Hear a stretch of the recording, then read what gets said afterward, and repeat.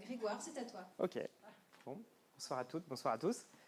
Alors, on va faire une formation, une sorte de petite session sur les bases d'un point de vue juridique, fiscal et social. Alors, on ne va pas parler compta. Voilà, je vais vous expliquer tout ça. Je voulais juste remercier Laura pour l'organisation. Hein. C'est vraiment très sympa. J'espère que vous passez tous une bonne Freelance Day. Alors, c'est parti.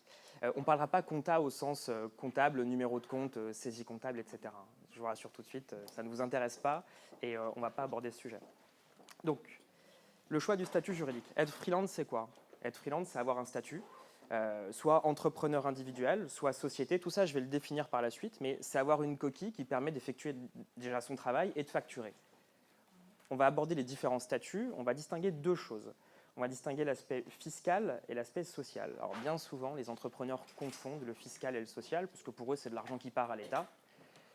Moi, j'insiste vraiment pour faire la différence. L'aspect fiscal, c'est très simple, hein, c'est l'impôt sur le revenu ou l'impôt sur les sociétés. Tout ça, je vais le définir après.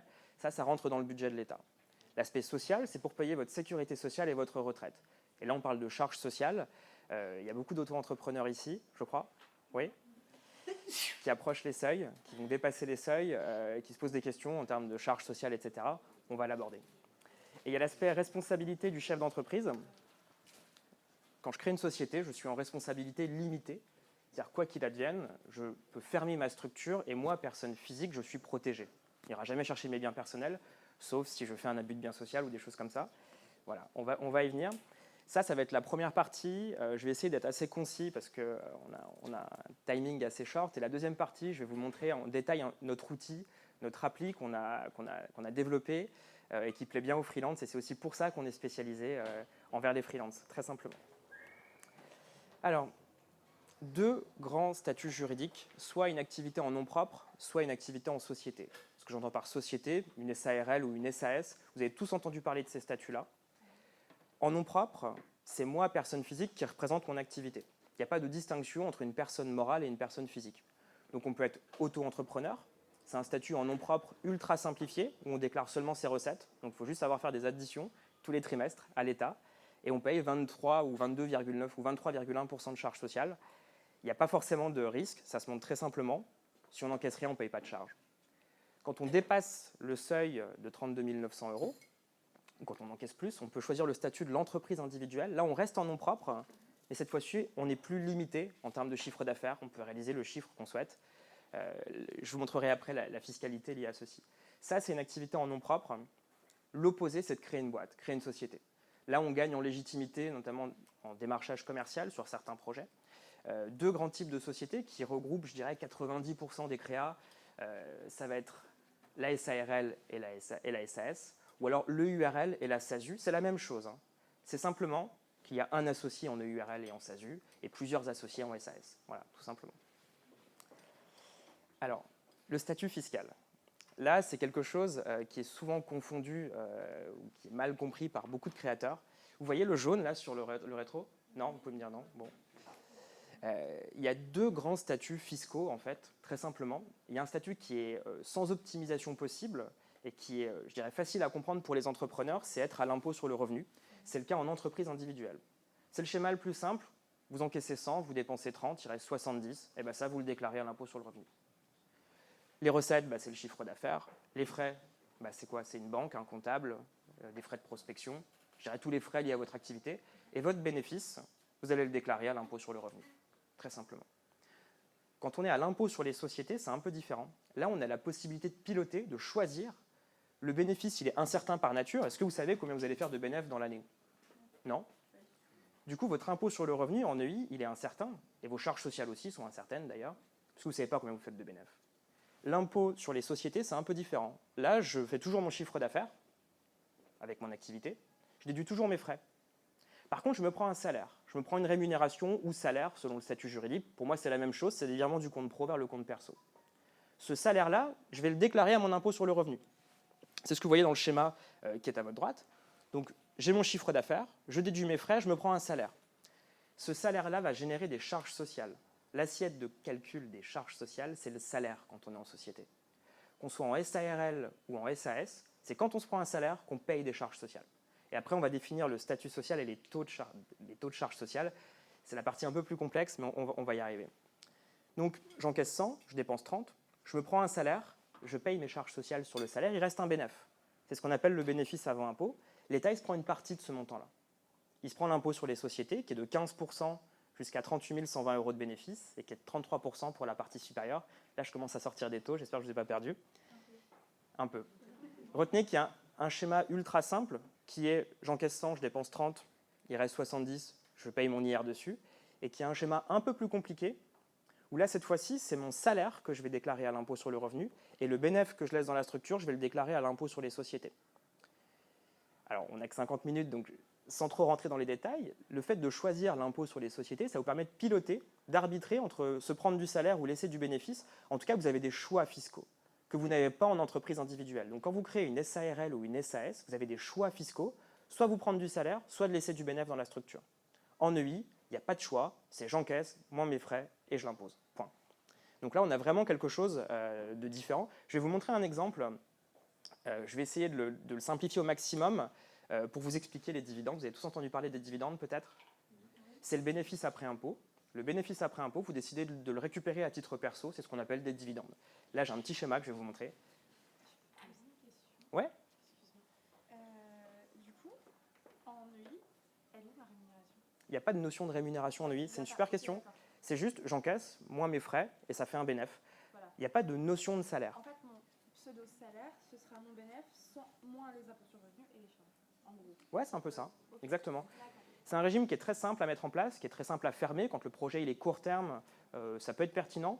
Après, c'est un régime sans optimisation, sans question à se poser. Bien souvent, on crée plutôt des SARL ou des SAS. Je vais y venir après sur tout ça. Là, je vous montre un exemple. Alors, c'est un peu petit, j'espère que vous voyez quand même. Ouais. Donc, on va commencer par la SASU. Je pense que c'est un schéma qui intéresse pas mal de monde ici. Ouais. OK. Donc là, on prend le cas d'un consultant freelance, client typique de chez Nova. Je travaille essentiellement avec des consultants. 80 000 € de chiffre d'affaires, ça c'est les recettes, très simplement. 16 000 € de frais. C'est la moyenne de mes clients. Mes clients sont entre 10 et 20 000 € de frais par an. Je pense que les frais déductibles, on entend tout et n'importe quoi dessus. Il y a pas mal de forums où on essaye de détailler les frais. C'est banque, comptable, téléphone portable, une partie de loyer, etc. Tout ça, ça fera l'objet d'une slide après. Donc 80 000 de chiffre d'affaires, 16 000 de frais. Je me prends un salaire. 24 000 €, 2 000 € par mois. Je paye mes charges sociales basées sur ce salaire. 18 000 € de charges sociales. Je vais le définir après, vous allez me dire c'est énorme. Je vais vous montrer après à quoi ça correspond. Du coup, je coûte, alors je vais quand même vous montrer ça, je coûte 42 000 à ma structure. 24 000 de salaire, 18 000 € de charges sociales. Le bénéfice avant impôt, il est à 22 000 €. 80, moins 16, moins 42. Vous me suivez jusque-là? Ouais. L'État, il prend une partie du gâteau, bien évidemment. Il prend l'impôt sur les sociétés. 15% jusqu'à 38 120 € de bénéfice. Le bénéfice avant impôt est inférieur à 38 120, donc il prend 15%. Il reste 18 000 €, 18 700 exactement de bénéfice après impôt. Donc là, au final, j'ai quoi? J'ai mes 24 000 € de salaire. Là, je vais les déclarer à mon IR, comme pour un salarié, à mon impôt sur le revenu, pardon, comme pour un salarié. Et le bénéfice de 22 000 €, celui-là, je l'impose à l'impôt sur les sociétés. Il reste 18 000 € dans ma structure. J'en fais quoi de ces 18 000 €? Je décide de les récupérer, parce que j'ai envie, j'en ai besoin, et ils sont disponibles. Je les récupère en dividendes. Alors, beaucoup de personnes entendent parler des dividendes en SASU. C'est relativement simple à comprendre. Les dividendes, c'est quoi? C'est je récupère 18 000 € de dividendes. Je vais payer la CSG-CRDS. 15,5%. Donc, je paye 2 790 € de CSG. Net dans ma poche, j'ai 15 000 €. J'ai 15 000 € de dividendes. Donc, au final, j'ai combien dans ma poche sur une année? J'ai mon salaire, 24 000 €, plus les 15 000 € de dividendes nets. Donc, ce que vous devez retenir, c'est que quand on opte pour l'impôt sur les sociétés, c'est le salaire qu'on prend qui est à l'impôt sur le revenu et le bénéfice qu'on laisse dans la structure qui est à l'impôt sur les sociétés, très simplement. Là où en entreprise individuelle, quand on choisit une entreprise individuelle, on est simplement à l'IR, donc 100 moins 30, ça fait 70, point, je l'impose à mon IR. Ouais, vous me suivez tous? Bon, parfait. En SAS, c'est pareil, entre les différents associés, on répartit comment on choisit, comment ça se passe? À hauteur des parts. À hauteur du pourcentage de répartition du capital. Ouais. Donc là, on se retrouve dans une structure où beaucoup de personnes ont un peu de mal à comprendre les dividendes. C'est très simple. Vous prenez un montant de dividendes, vous enlevez 15,5%, vous avez le montant net que vous avez dans votre poche, très simplement. Ce montant-là, vous allez le réimposer à l'impôt sur le revenu. Il y a un abattement de 40%, donc là c'est un peu technique, sur le montant des dividendes bruts. Donc le montant des dividendes bruts, c'est 18 000. Je fais 18 000 fois 0,6, j'enlève 40% du montant, ce qui fait que j'ai 15 000 dans la poche, mais je suis imposé seulement sur 10 000 euros.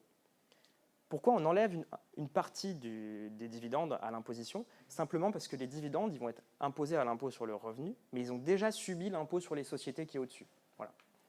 Donc, pour résumer, je me prends 18 000 euros de dividendes, je paye la CSG-CRDS, j'ai 15 000 dans la poche. Mais je ne suis pas imposé sur 15 000, je suis imposé que sur 10 000, parce que l'État, il va enlever 40% du montant des dividendes bruts. Voilà. Ce n'est pas un cadeau qu'il vous fait, parce qu'il s'est déjà servi ici. Très simplement. Le URL, c'est le même schéma. Je prends un salaire que j'impose à l'impôt sur le revenu. L'impôt sur les sociétés est identique. La seule différence entre EURL et SASU, enfin, la différence la plus importante, c'est d'un point de vue social. C'est pour payer vos charges sociales. Et ça, je vais le définir juste après. Alors, vous avez tous entendu parler du RSI? Ça va, ça se passe bien? Vous le vivez bien? Ouais? Non? Ouais. Donc on a combien dans notre poche En SASU? Ouais. 24 plus 15. Mais là-dedans, il n'y a pas les impôts. Il n'y a pas l'impôt sur le revenu. C'est net avant hier. Net avant. Ouais, il n'y a pas l'impôt sur le revenu. Exactement. Alors, quand on est en entreprise individuelle, son bénéfice, on le déclare au RSI. Quand on est en EURL, sa rémunération, on la déclare au RSI. Le RSI va prendre un certain montant, un pourcentage de l'AREM, en charge sociale, c'est pour payer votre sécu et votre retraite. Donc le RSI a mauvaise presse, vous avez tous entendu parler du RSI, il y en a qui y sont, je ne sais pas s'ils le vivent bien, s'ils arrivent à dormir sur leurs deux oreilles, mais c'est un schéma qui a mauvaise presse, mais qui a un avantage, c'est qu'il n'est pas cher. Le taux de charge sociale en URL est relativement faible, il est d'environ 40%. Ça veut dire quoi? Ça veut dire que pour 1 000 euros dans ma poche, je donne environ 400 euros au RSI, hors auto-entreprise. Quand je crée une EURL ou en entreprise individuelle, quand je fais un bénéfice de 1 000 euros, ou quand je me prends 1 000 euros de salaire, je paye 40% de charges sociales. Sauf que la méthode de prélèvement des charges, elle est un peu complexe à comprendre et elle génère pas mal d'insatisfaction au RSI. Est-ce qu'il y a des personnes qui sont en EURL ici? Non, personne? Entreprise individuelle non plus? Ouais? Si, ça va? À la CIPAV? Ouais. Vous avez reçu le courrier il n'y a pas longtemps? Ouais. Cette semaine. Alors, du coup, le RSI, comment il fonctionne? Il fonctionne d'une manière relativement simple. Je trouve que sur Internet, les forums, ils sont assez compliqués. On a du mal à comprendre réellement ce qu'on paye comme charge sociale. Ben, moi, je vais vous le dire, c'est très simple. Vous créez votre boîte en janvier 2016, juste pour des raisons de proratisation, on part du principe que vous avez créé le 1er janvier. Est-ce que le RSI connaît votre salaire alors que vous ne le connaissez même pas? Non. Le RSI ne sait pas combien vous gagnez. Du coup, ils vous prennent un acompte de charge sociale. On va dire 4 000 euros sur l'année. Ce qu'on appelle le forfait du RSI. Vous avez tous entendu parler du forfait du RSI. Moi, demain, je crée une EURL dans le conseil informatique. Le RSI me demandera 4 000 euros. C'est un acompte de charge sociale. En 2017, en mai 2017 exactement, je fais une déclaration qu'on appelle une DSI, Déclaration sociale des indépendants, et je leur déclare combien j'ai réellement gagné en 2016. Okay? Donc je vais leur dire que j'ai gagné, que je me suis pris 40 000 euros de rémunération. 40 000 euros de virement du compte pro vers le compte perso. Okay? Bah, ils vont calculer mes charges sociales définitives. Je vous ai dit qu'il y a 40% de charges sociales. Si je me prends 40 000, bah, j'ai 16 000 de charges sociales à payer au final. Mais je leur ai donné que 4 000 d'acompte. Donc, théoriquement, il y a un problème.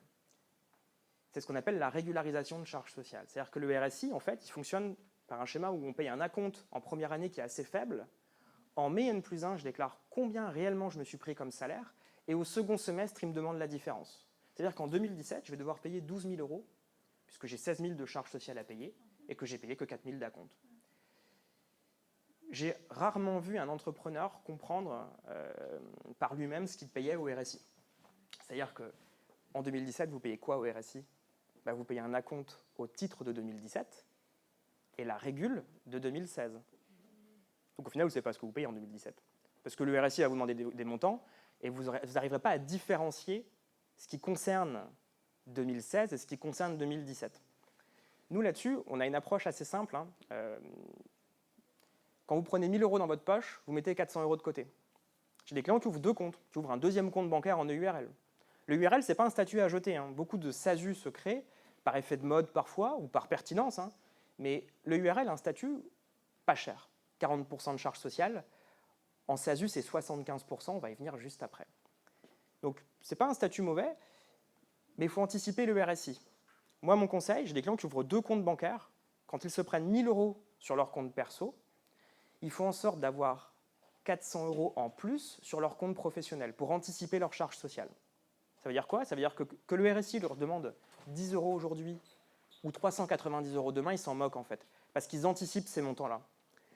Et je dirais la valeur ajoutée d'un cabinet comptable, c'est d'avoir un interlocuteur qui soit capable d'expliquer ceci et de dire à l'entrepreneur, voilà, on sait que le RSI c'est galère, on sait qu'il y a un système de régularisation de charges sociales, ils attendent 1 an et demi pour vous demander le réel montant de vos charges, mettez-les de côté, mais je dirais anticiper, provisionner, mais ce n'est pas un statut à jeter. Ouais. Ça marche aussi pour auto-entrepreneur? Non, l'auto-entreprise, c'est un schéma qui est un peu différent. Tous les trimestres, vous déclarez votre chiffre d'affaires et ils prennent un pourcentage. Ce qui fait qu'il n'y a pas de décalage, comme on peut en entendre parler en EURL. Et bien souvent, j'ai beaucoup de personnes qui me disent « je veux créer une SASU, pourquoi? Parce que je ne veux pas être au RSI ». Moi, je le vois très régulièrement. Je considère que c'est pas forcément, ça peut être une raison, mais le RSI n'est pas si catastrophique que ça. Il a l'avantage de ne pas être très cher, donc de maximiser le net disponible. Quand on veut du cash, quand on se met freelance pour maximiser le cash, le URL peut être pertinente, grâce à ce taux de charge sociale plus faible. Oui.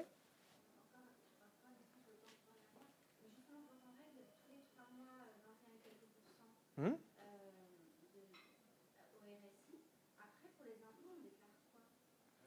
Alors ça dépend de 2 choses. Alors en auto-entreprise,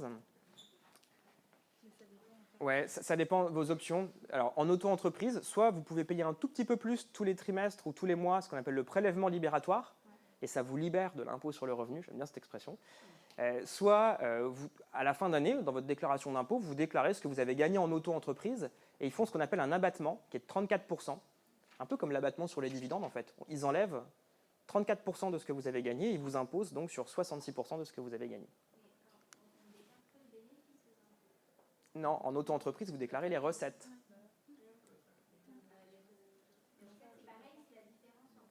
Non, les recettes, c'est une addition de ce que vous encaissez. Exactement, tout, ils vous prendront tout. Ça va, vous avez compris le RSI? Dans la mesure où on a... Alors, je vais prendre votre question. Dans la mesure où on a peu de temps, moi, j'aimerais bien que vous compreniez comment fonctionne le RSI, comment fonctionne la TVA, comment fonctionnent les charges sociales en SASU, comment fonctionne l'impôt sur le revenu et l'impôt sur les sociétés. Bon, déjà, IR, IS, vous avez compris le schéma qui était tout à l'heure, et on va aborder les charges. Du coup, c'était quoi votre question par rapport à la Maison des artistes? C'est intéressant quand on est artiste, puisqu'il y a peu de charges, enfin, il y a moins de charges. Mais ça, il faut faire un one-to-one et il faut l'analyser au plus près. Mais ce n'est pas accessible à tout le monde, la Maison des artistes. Il faut être artiste, tout simplement. Ouais? Vous aviez une question derrière?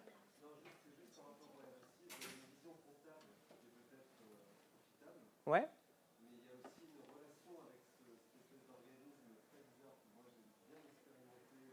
Ouais, non, c'est nous qui avons la relation avec le RSI. Nos clients, ils ne veulent pas en parler du RSI. Ouais. Je suis d'accord sur une chose, c'est qu'on va distinguer 2 choses, hein, les dossiers récemment créés. Le RSI, c'est quoi? C'est l'alliance de plusieurs caisses d'indépendants. Quand ils ont agrégé les systèmes d'information, il y a eu quelques loupés. Hein, on a raté la sécu de certains entrepreneurs. C'est un drame, hein, c'est réellement un drame. Enfin, c'est un accident industriel, selon Manuel Valls. Sympa de le reconnaître. Quand un dossier est nouvellement créé au RSI, ce n'est pas si catastrophique que ça, si c'est bien suivi dès le départ et si c'est bien contrôlé dès le départ. Voilà. Mais je comprends votre remarque. Et du coup, je vais vous montrer les charges sociales en SAS. Quand je suis en SASU, je suis président, je suis assimilé salarié. C'est comme pour un salarié, il y a une fiche de paye, mais ce n'est pas comme pour un salarié, il n'y a pas de chômage. Il n'y a pas de contrat de travail non plus, il n'y a pas de RTT, il n'y a pas de vacances, il n'y a pas de CE, mais il y a une fiche de paye. Il y a une retraite de cadre, il y a le régime général de la sécurité sociale. Ça, c'est quand on est en SASU, on a le statut d'assimilé salarié, et la méthode de prélèvement des charges sociales, elle est très simple. C'est le 15 du mois suivant la fin du trimestre. Je prends un salaire en janvier, je prends un salaire en février, je prends un salaire en mars.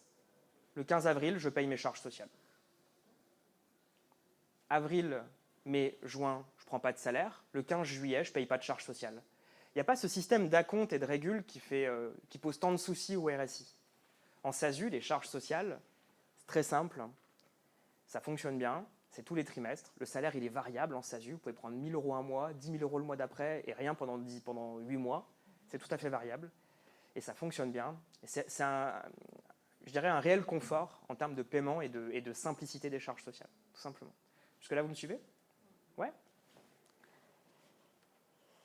Alors, on a fait le point sur l'aspect fiscal et l'aspect social. Donc, du coup, si on revient à notre schéma de tout à l'heure, on se rend compte de quoi? On se rend compte qu'on a l'auto-entreprise, statut en nom propre, ultra simplifié, je déclare que mes recettes, mais c'est limité en chiffre d'affaires. On a un autre statut, l'entreprise individuelle, où là, je vais déclarer mon bénéfice à mon impôt sur le revenu, je vais être au RSI et je vais payer mes charges sociales par rapport à mon bénéfice. Ensuite, ça, ces deux statuts-là en nom propre, on les oppose à la société. Là, je crée une boîte. Ça peut être une SARL ou une EURL si je suis tout seul. Ça peut être une SAS ou une SASU si je suis tout seul. Dans ce cas-là, fiscalement, l'aspect fiscal, l'impôt, qu'on soit en EURL ou en SASU, c'est relativement identique. Puisque ma rémunération, je la déclare à mon impôt sur le revenu. Mon bénéfice, je le déclare à l'impôt sur les sociétés. La différence EURL et SASU, ou SAS et SARL, c'est la même chose, c'est essentiellement d'un point de vue social. Il y a un régime qui est pas cher, c'est le RSI, qui est moins protecteur. En SAS, on a un régime qui est plus protecteur, c'est le régime général de la sécurité sociale, mais qui coûte plus cher. Pour 1 000 € dans ma poche, j'ai 400 € à donner au RSI ou 750 € à donner à l'URSSAF en SAS. 75% de charges sociales en SAS. Tous les trimestres, je donne plus à l'État, mais j'ai un régime qui est plus protecteur, notamment au niveau de la retraite. Alors vous allez me dire, la retraite pour moi, c'est dans 30 ans, je m'en moque, mais dans ce cas-là, créez une URL. Si les cotisations retraite sont secondaires pour vous, vous avez l'opportunité de créer une URL et de payer moins de charges sociales et de maximiser le cash. La SASU, c'est différent. Plus de charges sociales. À rémunération égale, vous aurez moins en SASU. Mais ça peut être contrebalancé par des dividendes. C'est quoi les dividendes? C'est je récupère une partie du gâteau qui reste à titre personnel. 15,5% de charges sociales au lieu de 75% sur le salaire. Quand on veut maximiser le cash, le URL est pertinente. Quand on veut le régime général de la Sécu, la SASU est pertinente, mais c'est cher. Mais on peut arbitrer entre salaire et dividende en SASU pour arriver à un taux global de charges sociales qui va se rapprocher de l'EURL. Ce qu'on appelle une optimisation par les dividendes. C'est quelque chose qui est envisageable, mais il faut garder à l'esprit une chose, c'est que les dividendes ne vous donnent pas de droits sociaux. Vous n'avez pas de retraite avec des dividendes. Vous pouvez payer toute votre vie en dividendes et toucher le minimum vieillesse quand vous partirez en retraite. Ce n'est pas souhaitable. Ça va, ça vous paraît clair? Je ne vous ai pas perdu? Parce que plus il fait chaud, moins on a envie de parler compta. Ouais, c'est bon? Donc, aspect fiscal, impôt sur le revenu, impôt sur les sociétés. Aspect social, soit je suis au RSI, soit je suis assimilé salarié. En SASU, je suis assimilé salarié. En EURL, je suis au RSI. Déjà, ces deux choses-là, c'est déjà une bonne chose si vous les avez compris. Le fonctionnement du RSI, c'est un acompte et une régule. C'est un schéma qui est compliqué à comprendre, donc il faut anticiper et mettre de côté, parce que le RSI ne vous demandera quasiment rien au début et va régulariser après.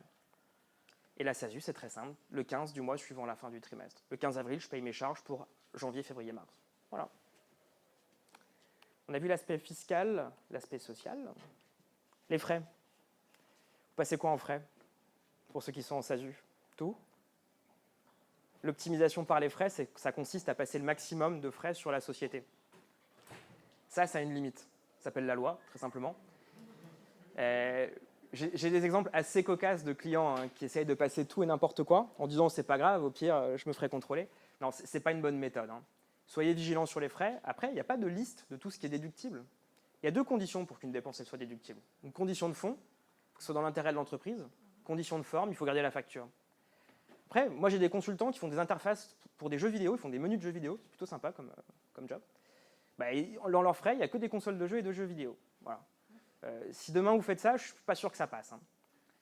Et un photographe va passer en frais d'autres choses. En fait, ce qui est déductible, c'est ce qui est lié à votre activité pro et c'est la capacité que vous aurez à justifier la nature professionnelle de cette dépense. Il ne faut pas que la dépense elle soit somptuaire. Un tour en hélico au-dessus de Paris, ce n'est pas déductible. Ouais.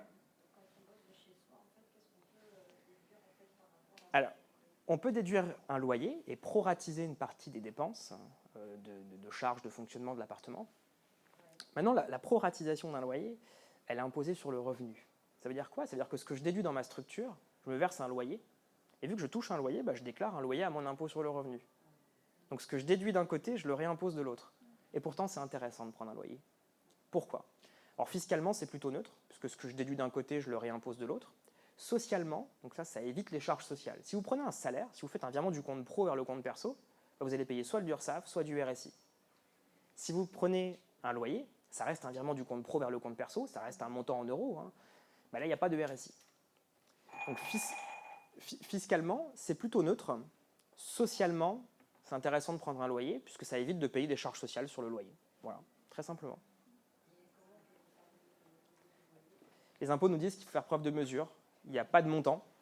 Il faut juste ne pas abuser. Et c'est à vous de définir le montant. Moi, je vous dis, vous prenez le prix moyen dans votre quartier, et puis vous prenez ça. Enfin, vous basez sur 9 mètres carrés. 9 mètres carrés, pourquoi? C'est la surface minimum de location en France. Si les impôts vous disent pourquoi vous avez pris 9 mètres carrés, parce que c'est le minimum, et puis que voilà, j'ai un appartement qui fait 40 mètres carrés, 9 mètres carrés, c'est pas mal. Après, si vous avez une pièce dédiée, vous pouvez prendre plus, vous pouvez prendre 12, 13, 15. En cas de contrôle, la requalification du loyer, elle est assez simple. Je me souviens d'une cliente qui habite Montmartre, qui a quelque chose comme 20 mètres carrés et qui passe 15 mètres carrés en pro. Parce qu'elle a juste mis ses toilettes en perso. Bon, c'est très bien. Hein. Moi, si je suis contrôleur fiscal, je requalifie le loyer. Après, quand une dépense est requalifiée, on fait quoi? On la réintègre dans le calcul de l'impôt et on paye l'impôt qui est dû avec une pénalité de 40%. Voilà. C'est très joyeux tout ça. Hein. Après switch collective, etc. Donc voilà, il n'y a pas de liste de ce qui est déductible réellement. Il faut que ça soit lié à l'activité. N'abusez pas sur les frais. Il y a beaucoup de frais que vous allez pouvoir passer. Quand on y arrive bien, on arrive pour un consultant indépendant sur Paris, entre 10 et 20 000 euros de frais selon ses niveaux de dépenses. Le téléphone portable, vous le payez avec le compte pro. Moi, je considère que 1 euro pro ou 1 euro perso, ce n'est pas le même euro. Il y a 2 monnaies, en fait, pour un indépendant. Parce que si vous dépensez avec votre compte pro, il y a quoi? Il n'y a pas de TVA, il n'y a pas d'IR, il n'y a pas d'IS, il n'y a pas de charge sociale. Donc, tout ce que vous pouvez rentrer en frais, faites-le. Quand je vois à la fin de l'année certains clients qui me disent « Ouais, mon portable, je le paye perso parce que je m'en moque », ouais, sauf qu'au final, 300 euros en 10 ans, ça fait facilement un montant assez important, 300 euros par an sur 10 ans. Enfin, vous voyez, toutes ces petites dépenses-là, ajoutez-les. Vous êtes freelance pour pas mal de bonnes raisons, souvent aussi pour maximiser le cash, ce qui est très bien. Mais vous avez l'opportunité de passer des frais, allez-y, ne passez pas à côté, quoi, tout simplement. Ouais.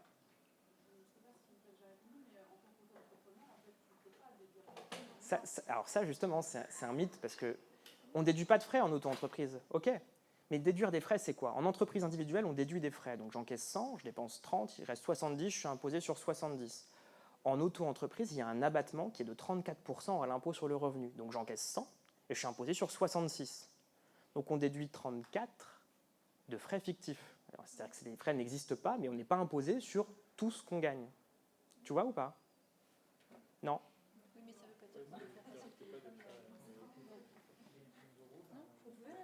Ouais, je vais le répéter. Je vais le répéter. Je vais le répéter, on va le faire en 10 fois, vous allez voir, ça va être cool. En entreprise individuelle, on déduit ses frais. Ça veut dire quoi? Ça veut dire qu'on encaisse 100, on dépense 30, il reste 70. On est imposé sur 70. En auto-entreprise, on ne déduit pas ses frais, mais on applique un abattement. C'est-à-dire que les impôts, ils n'imposent pas sur toutes les recettes. Ils imposent sur les recettes moins 34%. Ils déduisent 34% de frais d'une manière arbitraire. Donc on déduit des frais finalement, qui n'existent pas. On déduit 34% des recettes. C'est pas modulable. C'est pas modulable, exactement. La TVA. Alors souvent la TVA, on ne comprend rien au début. C'est très simple la TVA. Enfin, c'est simple pour un comptable. Je suis votre client, vous faites une prestation pour Nova. Je vous donne 12 000 euros TTC. Donc vous facturez 10 000 euros hors taxe, vous encaissez 12 000. Ça veut dire quoi? Ça veut dire qu'il y a 2 000 sur votre compte qui n'est pas à vous.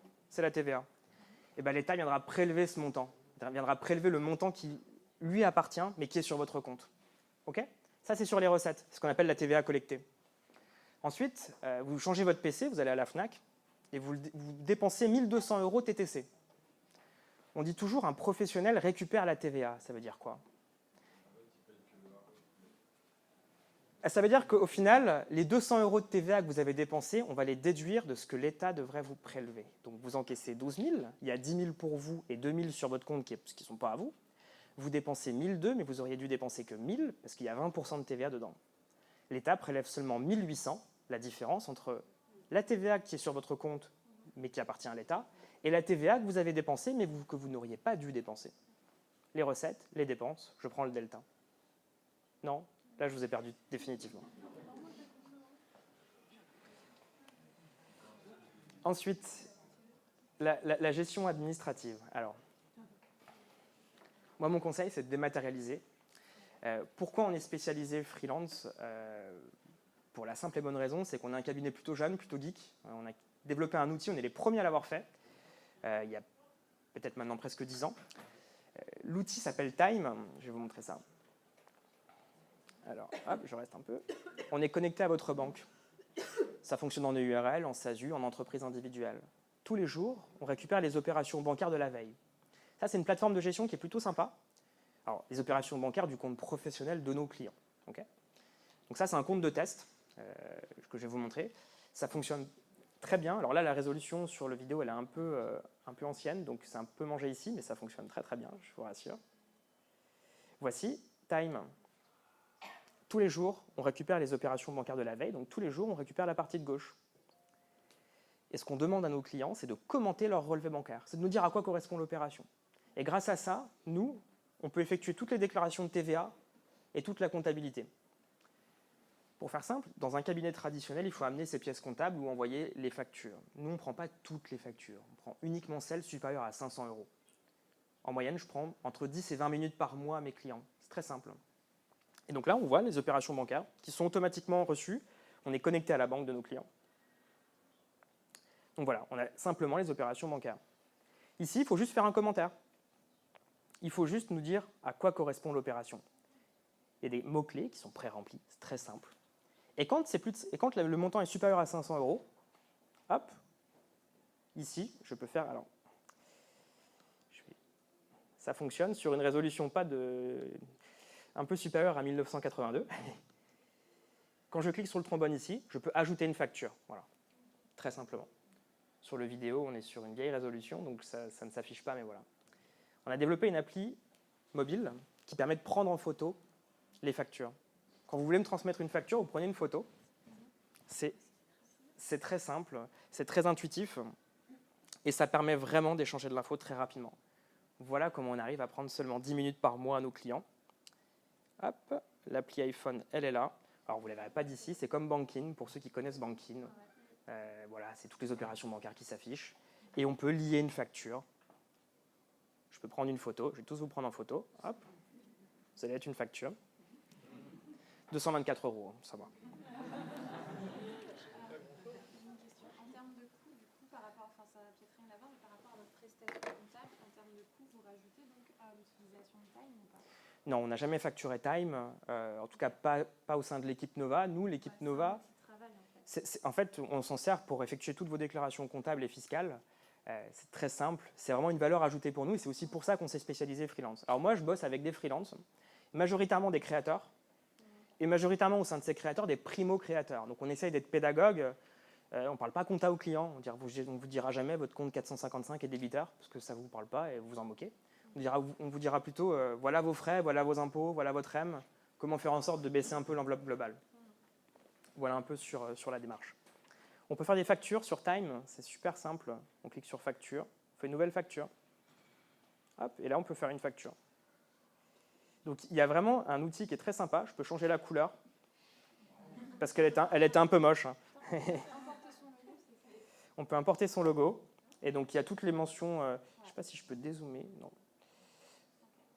Voilà un peu notre outil. Quand on enlève la souris, on a le draft de sa facture. Et là, on a les champs. C'est plutôt simple. Et on peut donc, du coup, modifier chaque champ.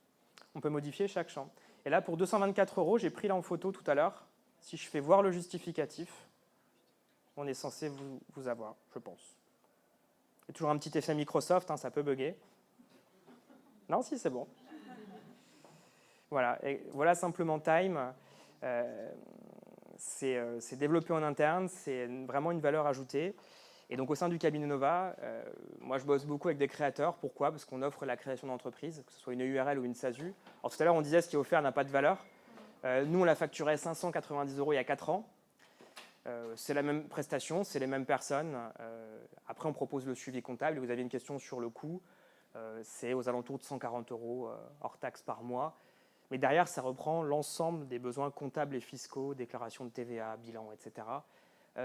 L'approche est plutôt standardisée puisqu'on travaille essentiellement avec des consultants indépendants, mais elle est aussi individualisée dans le sens où ce n'est pas un cabinet en ligne. Laura, elle m'a parlé de cabinet en ligne. Ce n'est pas un cabinet en ligne, c'est un outil digital, mais il y a un contact humain, il y a un contact individualisé, il y a une personne qui gère votre dossier en direct. Là-dessus, j'insiste parce que aujourd'hui, quand on me parle de hotline, à chaque fois vous devez expliquer quelle est votre boîte dans des cabinets 100% en ligne. Moi, je trouve ça assez incroyable en fait, parce qu'il faut connaître le client, il faut connaître la personne pour pouvoir gérer le dossier avec qualité. Voilà, tout simplement. Si moi je travaille avec la Maison des Artistes, je maîtrise le précompte, j'ai ce vice. Par contre, je ne peux pas parler de la MDA là parce qu'on va perdre tout le monde. Mais ouais, on bosse essentiellement. Je dirais, nos clients sont des développeurs, des graphistes, des artistes, des coachs, des consultants en ressources humaines, en informatique. Voilà, pour 80%. Les 20% restants, ça va être des professions médicales, très simplement. Vous êtes où à Paris? On est à Opéra. Et est-ce Ouais. qu'au-delà de faire de la gestion comptable, vous donnez aussi des conseils sur comment gérer sa propre trésorerie, par exemple, sur un entrepreneur qui perçoit une rémunération une rémunération globale en plusieurs fois? Est-ce que vous êtes conseil aussi? On peut être conseil sur ce type de questions-là, dans la mesure où ça se limite à l'entreprise. Là aussi, oui, voilà. Le mot conseil, pour moi, j'ai toujours été transparent dans mon approche. Quand je rencontre un entrepreneur, je dis ce qu'on fait, je dis ce qu'on ne fait pas. Parce que parfois, de temps en temps, j'ai un client qui m'appelle en me disant « je vais me paxer demain, est-ce que c'est bien ?» Bah, je ne sais pas. Je ne sais pas. Ce n'est pas un bureau juridique et fiscal où on va répondre à toutes les questions. Mais là-dessus, quand ça concerne l'entreprise, essayer de définir un niveau de trésorerie intéressant, essayer de réfléchir à une stratégie de rémunération, anticiper les charges sociales, conseiller sur le fonctionnement de l'entreprise. Ah, ça veut dire que là, je dois arrêter de parler? Non, si, c'est bon, ça fonctionne. Conseiller sur le fonctionnement de l'entreprise, là-dessus, on le réalise. Ouais. Mais on ne promet pas monts et merveilles dans le conseil parce que bien souvent, on vous dit oui, on répond à tout. Et en fait, le jour où vous posez une question sur les conditions générales de vente, par exemple, vous n'aurez jamais de réponse. Là où nous, on dit très concrètement, il y a des choses qui concernent le droit des sociétés et le monde des avocats. Un cabinet comptable, ce n'est pas un guichet juridique, ce n'est pas open bar. Mais nous, ce qu'on essaye de faire, c'est vraiment les déclarations comptables, le suivi de dossier, le conseil individualisé sur le choix de la rémunération, et on essaye de le faire avec rigueur et qualité. Voilà, tout simplement. C'est toujours le même comptable qui suit la même société ou ça peut bouger? Alors, moi, je fonctionne en binôme. Le binôme est plutôt stable dans la durée. Voilà. Et l'aspect individuel m'intéresse beaucoup, en fait.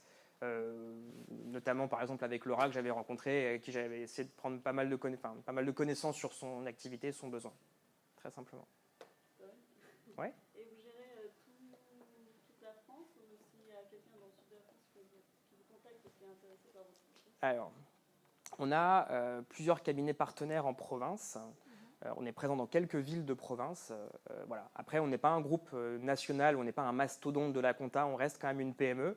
Mais c'est certain que si vous voyez d'autres cabinets avec Time, ils peuvent être plus ou moins rapprochés aux nôtres. Et on peut avoir aussi un cabinet 100% en ligne. Il y avait Upwork, on est partenaire d'Upwork pour une offre 100% en ligne, qui est un peu moins chère, qui n'est pas beaucoup moins cher, mais un peu moins cher, et qui permet d'avoir un suivi à distance. Voilà, tout simplement. Ça vous va? Les tarifs, ils sont calculés comment à peu près? Alors, les tarifs, ils ne sont pas à la ligne. Ça nous a toujours fait sourire. Parce que, allez répondre à combien de lignes comptables allez-vous avoir cette année? Ouais, bon, bah, autant jouer au loto, parce que vous ne connaîtrez pas la ligne. Donc, les tarifs, ils sont standardisés. Moi, tous mes clients, c'est 99 € hors taxe tous les mois et 499 pour le bilan. Donc, ça fait 140 par mois. Les tarifs, ils sont aussi non engageants dans la durée.